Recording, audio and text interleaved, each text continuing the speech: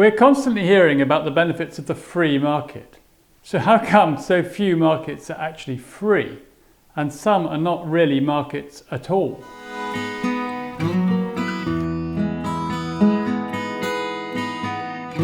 So let's start with the basics. The market is the space between the producer and the consumer. And in the traditional market, that space is quite small. The producer brings their goods to the marketplace, the consumer comes to the marketplace to buy, and the producer is often themselves a consumer, and the consumer is often themselves a producer. So they bring things and they take things away. And the producer and the consumer meet each other directly. There's no broker or agent or middleman extracting profit from their transaction. The producer gets the full value of their goods and the consumer only pays a fair price. And because they're both consumers and producers, because they understand the market in which they're operating, the chances are that it will be a fair price because both parties know what's going on. They know what they're buying, they know the quality of what they're buying, they know where it's come from, and they know how much of their own work, how much of their own productive activity they're willing to give in exchange for it. So it's very open, it's very clear, and it produces a fair outcome, and it's also highly efficient because there is nothing being extracted from the market, nothing taken away. So how does that market work? Well, there are three principles that make it successful. The first one is differentiation. Now that just means that there's a range of products and they're different and you can tell the difference and you can tell what they are. And that leads on to information because information is essential in a well-functioning market. And that means that the customer and the producer know what they're talking about. It means that the customer knows exactly what the producer has done or can ask them. It means that the producer understands the customer. They're both fully informed about the nature of the product, the nature of the transaction, who's getting what and what's going on here. And the third component is proximity, because the closer the producer is to the consumer, the better the chance of a good outcome for all concerned. First of all, as I say, the producer will get the full value of their work and the consumer will only pay a fair price because there's nobody in between, there's nobody extracting a profit from the transaction they're making. But also there's a much better chance that they'll both be satisfied with the outcome in broader terms. And if there are any problems, they'll be able to resolve them down the line, and the chances are they'll have an enduring relationship. That producer and that consumer will continue to work together in the future. So that's what proximity allows. Proximity allows the building of real relationships in a market, which are frankly pretty rare in the much, much longer supply chains with which we're familiar today.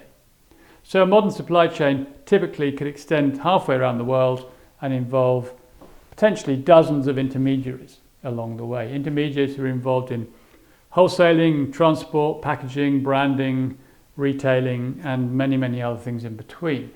All those things take value from the original producer and they add cost to the ultimate consumer.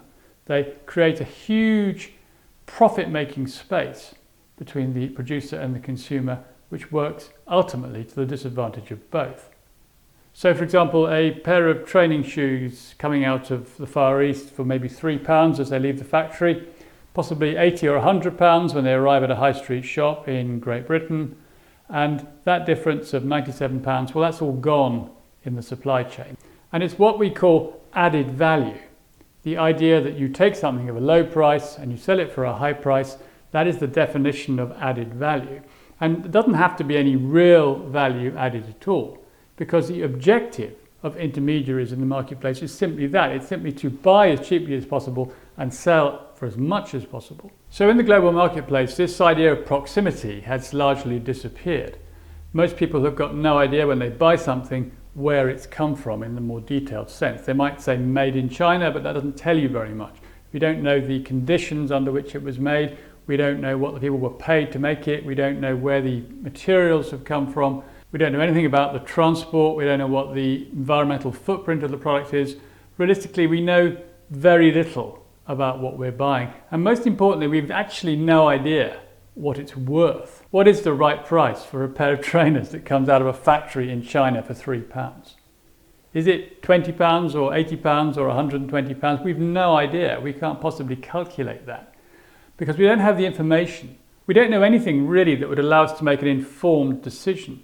So even in a marketplace where products are ostensibly different, it can be quite hard to identify what those differences really are. So what are we to make of these markets where there's no differentiation of product at all? And I'm talking here about gas and electricity and water and the public utilities that used to be supplied by government agencies as public needs. And they're now all sold off to private companies who try to make a profit supplying these things, and in a marketplace which has been fabricated by the government in order to create the impression of market activity. The key thing is that these products are all the same. Gas is all gas, electricity is all electricity, water is all water. You can't buy a different one, and therefore there's no differentiation in the market at all. So you don't have any power in this market. You've got no control whatsoever. You've got no choice. There's nothing to distinguish the different products. It's not really a market at all. And the government knows that because it set up this alphabet soup of organisations like Ofwat and Ofgem and stuff like that, all of which is designed to persuade the companies to behave as if there was a market. And we know how that's worked out because the government suddenly got frightened of the market it had created, and it forced these companies to cap the price of electricity recently, and that means a whole load of them have gone bust. And we know if they hadn't capped the electricity, then the price would have gone soaring up for consumers, and that would have been an unacceptable political outcome. So that just shows the government has no faith whatsoever in this as a market. And quite rightly so, because as I say, it's not really a market, it's just a pretense at a market. And it's been created because the government wanted to create the opportunity for private companies to extract profits from the supply of these public utilities.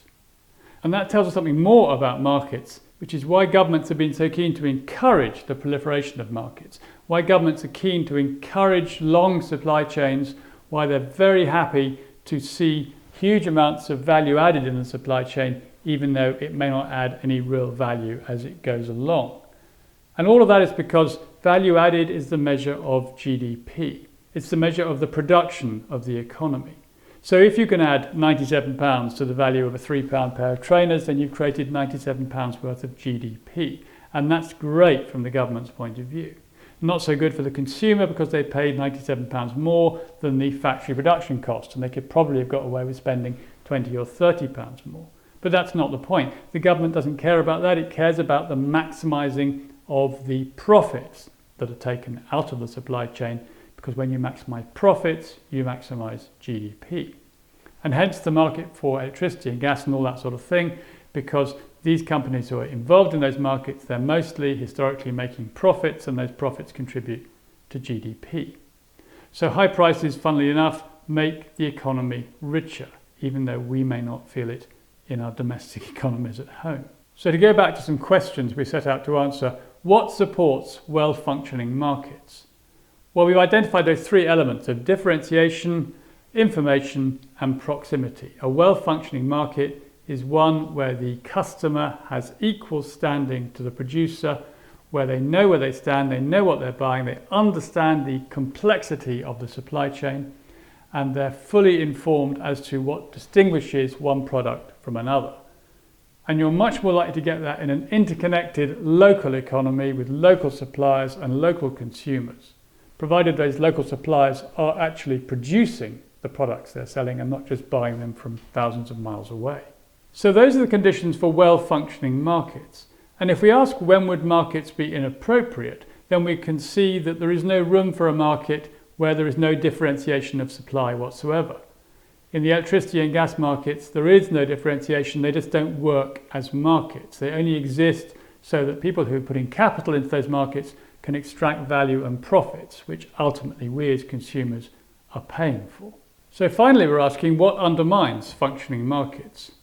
And to answer that question, we need look no further than the UK housing market, which is as about a broken market as you could hope to find.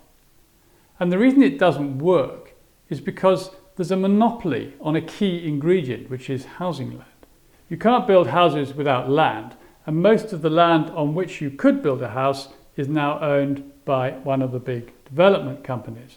And they're pretty clever. They know exactly how much the market will bear for a house, and they feed houses onto the market at a rate which ensures they achieve always that maximum price.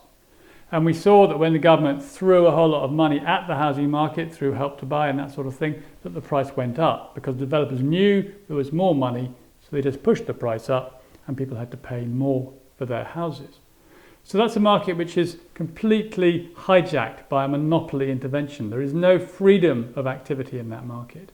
The purchasers have no control over the price they pay. They've got actually very little choice ultimately in that market because it's so constrained by price, and they're always having to pay the maximum they conceivably can in order to enter the market in the first place.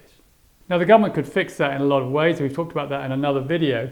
And similarly, the government could fix many of the issues with the market, particularly if it were to measure the economy in a different way. The story of the economy is one of cash turnover, money turnover, and GDP, and that's all wrong. We need to think about the economy as a story of wealth generation, of generating the stuff which improves the quality of our lives. And we're much more likely to do that with shorter supply chains, with more efficient markets, with better relationships between suppliers and consumers, with people producing more stuff actually for themselves or their neighbours. So there are lots of ways in which the economy can be made to work better. There'll be many more videos in the Bonkers Economics series about that. Next up, we're asking, why does wealth and power concentrate? Why does it always turn out that a small number of people, a small section of society, have all the money and they've got all the power and all the control, particularly at a political level? That's the next video in Bonkers Economics. Thanks for watching this one. If you liked it, please do click the like button. That helps to get the message out. And please do subscribe to the channel. And I look forward to talking to you again soon.